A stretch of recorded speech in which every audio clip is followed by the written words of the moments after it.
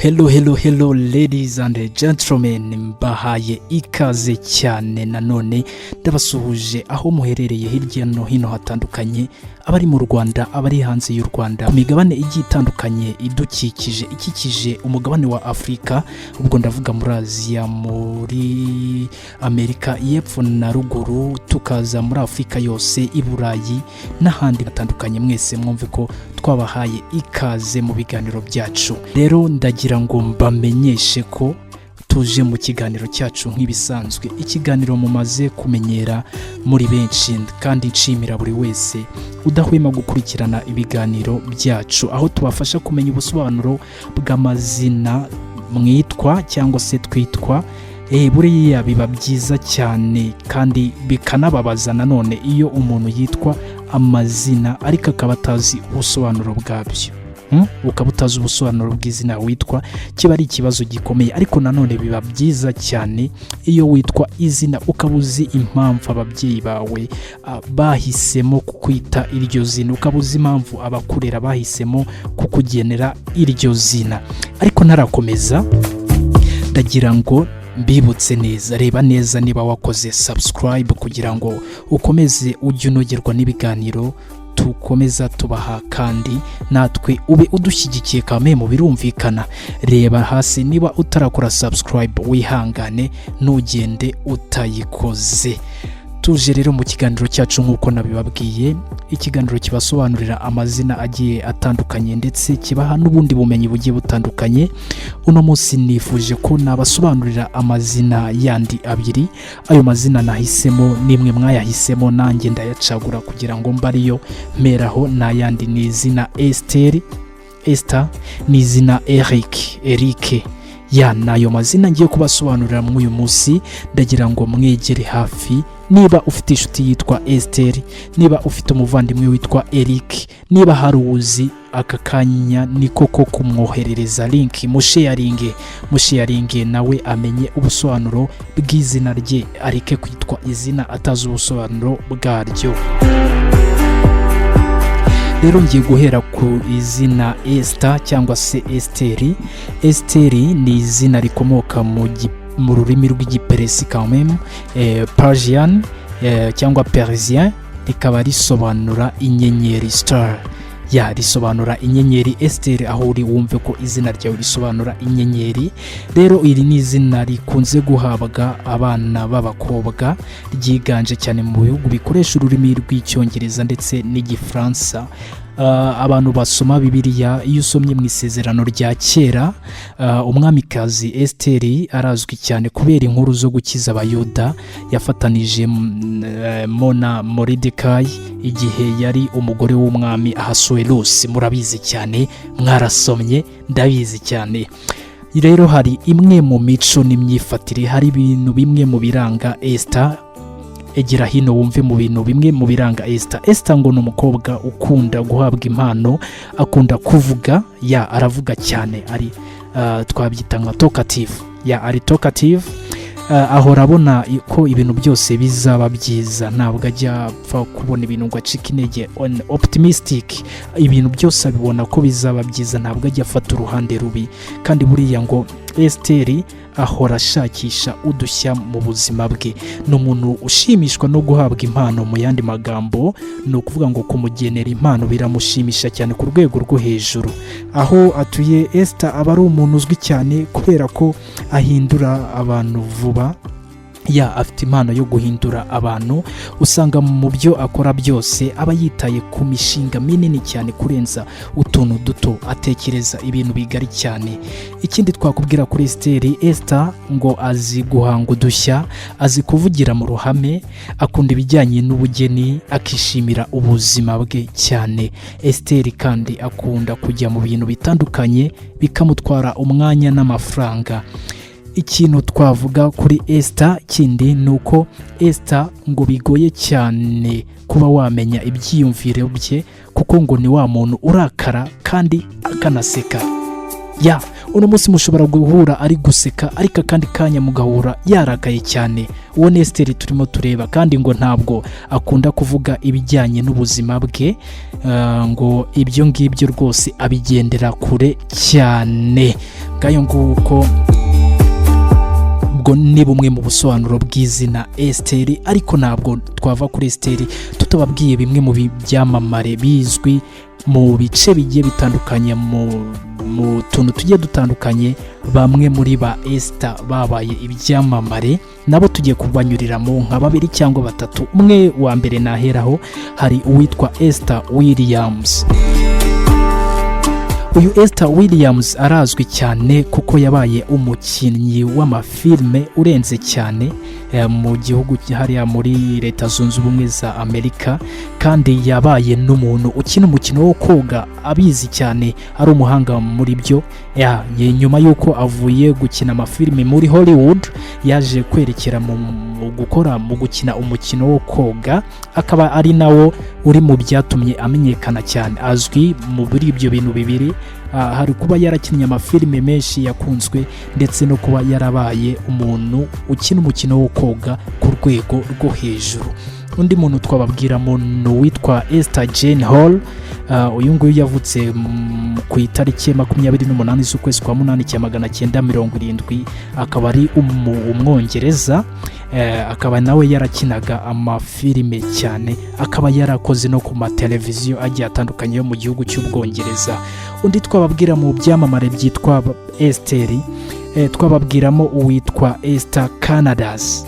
Uyu nguyu yavutse ku itariki 2 z'ukwezi kwa 1977, avukira ahantu hitwa Albacete. Uyu rero ni umunyespanyol, ni umwespanye, aturuka mu gihugu cya Espanye, akaba azwi cyane mu gukina amafilime ndetse no kumodalinga. Abanyeshuri, abantu muri urubyiruko murabyumva cyane, cyangwa se n'abantu mwagiye mubona modo, murabizi ko ari imwe mu bintu byinjiriza abahanga benshi. Undi muntu twasorezaho mbabwira kuri ba Esther baba barabaye ibyamamare, ntabwo nasoza ntababwiye Esther witwa Esther Hall cyangwa se Esther Roll. Uyu ni Esther wavutse mu kwezi kwa 10 umwaka w'1920, aza kwitaba Imana mu kwezi kwa 10 n'ubundi mu mwaka w'1998. Uyu nguyu yari nawe umunyamerika, akaba yarazwi mu gukina amafilme cyane, akaba yaramenyekanye mu mafilme 2 yakinnye, harimo nyinshi zigiye zitandukanye. Akaba yarabaye n'umwacteur cyangwa umupresenter, yarapresence kuri televiziyo ya CBS, ni televiziyo ya hariya mu gihugu cya Amerika. Arazwi cyane mu bintu bigiye bitandukanye, dore ko yagiye anahitwamo mu bantu bazahatanira ibihembo bitandukanye. Twavugamo nka Golden Globe Award, Best Actress, ahatanira igihembo cyiza nk'umukinnyi w'umwaka mu gihugu cya hariya muri Leta Zunze Ubumwe za Amerika. Munyemerere Esther rero tumusoreza aho ngaho, ahubwo tunyarukire no kuri Eric. Ese waba witwa Eric? Ese waba ufite inshuti yitwa Eric? Waba ufite umuvandimwe witwa Eric? Uyu ni umwanya nawo wo kumenya neza Eric ni muntu ki. Ese izina Eric risobanura iki? Nkomeza kukwibutsa gukora subscribe, ukore share ku bantu bose batandukanye. Uwo wabuzi witwa Eric, uwo wabuzi witwa Esther, umusharinge rwose nawe nabariwe ucikanwa no kumenya ubusobanuro bw'izina rye. Eric rero nawe iri naryo ni izina rihabwa abana b'abahungu, ariko n'abakobwa bajya baryitwa. Iyo abaye umukobwa akenshi bakaba bitwa ba Erika. Rero hari bimwe mu biranga ba Eric, nibyo tugiye kurebera hamwe. Eric ni umuntu ushabutse, akunda ibirori n'ubusabane cyane. Eric ngo yiyiziho kugira igikundiro, kandi ngo araberwa mu myambarire cyane. Ibyo agezeho mu buzima usanga abisangira n'abandi, nubwo rimwe na rimwe agira akantu ko kwikunda, ariko ubundi karite ye ni ugusabana n'abandi, gusangira ibyo afite n'abandi. Eric azi kwemeza abantu bityo abantu bakabimukundira cyane akagira inshuti nyinshi cyane mu buzima bwe. Eric akunda gukora siporo akanabishishikariza abandi buri gihe. Eric akunze kuba ari umusportif. Niba hari Eric uzi w'umusportif ntugire ngo hari ahandi byaturutse, rero ngo iyo nta yindi mirimo afite aba yumva yakibera muri siporo mu buzima bwe bugiye butandukanye. Eric ni umusore cyangwa se ni umuntu uba wigirira icyizere gikabije cyane ku buryo akurizamo kwiyemera, ku buryo aba yumva abantu bose bamufatiraho urugero. Mu ishuri aba ari umuhanga, iyo akiri umwana aba ari wa muntu ugundira utuntu twose ku buryo adapfa gutanga, kandi kubera uburyo Eric asabana aho ageze hose aba yisanga, amenyana n'abantu vuba kandi bakanamenyerana ku rwego rwo hejuru cyane, ku buryo ushobora gusanga umuntu bamaranye iminsi ngahe, 1, 2, 3 wabareba ukagira ngo ni nk'abantu babyirukanye bamaranye igihe kinini cyane. Uwo ni Eric turimo tubabwiraho. Ikindi kintu twababwira kuri Eric, ibintu by'ubucuruzi biramuhira cyane ndetse no guhuza abantu, icyo twakita nka networking, kuba yahuza abantu biramuhira cyane, ni impano ye. Ni umuntu uzi gushakisha ku buryo niyo atabashije kwiga atajya buri icyo akora mu buzima bwe bwa buri munsi. Ngayo nguko uwo ni Eric twari turi kugusobanurira, ariko nanone ntitwamuvaho tutakubwiye bimwe mu byamamare, bamwe mu bantu bamenyekanye baba bariswe amazina Eric. Hari umwe twaheraho yabaye umukinnyi muri ekipe ya Manchester United, ekipe yatwayemo ibikombe byinshi cyane bitandukanye, harimo shampiyona 2, ubwo ni Premier League n'ibindi bigiye bitandukanye bya FA Cup. Uyu Eric Cantona yabayeho kuva no kuvuga ngo yavutse mu kwezi kwa gatanu ku itariki 24 umwaka w'1966, avukira mu gihugu cy'Ubufaransa mu mujyi wa Marseille.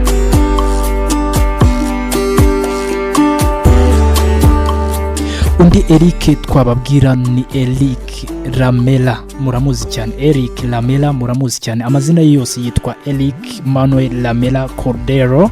Akaba ari umukinnyi w'umunyargentine, akaba yarabukinnye umupira w'amaguru nk'uwabigize umwuga, akina yataka cyangwa se akina mu w'imbere.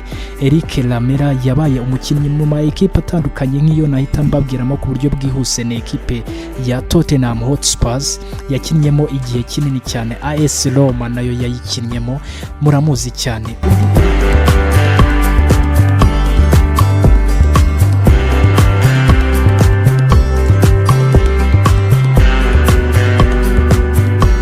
Tuvuye muri ba Eric bakinnye umupira w'amaguru, twajya no mu bandi ba Eric. Hari uwitwa Eric Trump, uyu akaba ari umuhungu wa Donald Trump, muramuzi cyane. Donald Trump wabaye perezida w'igihugu cya Amerika cyangwa se Leta Zunze Ubumwe za Amerika.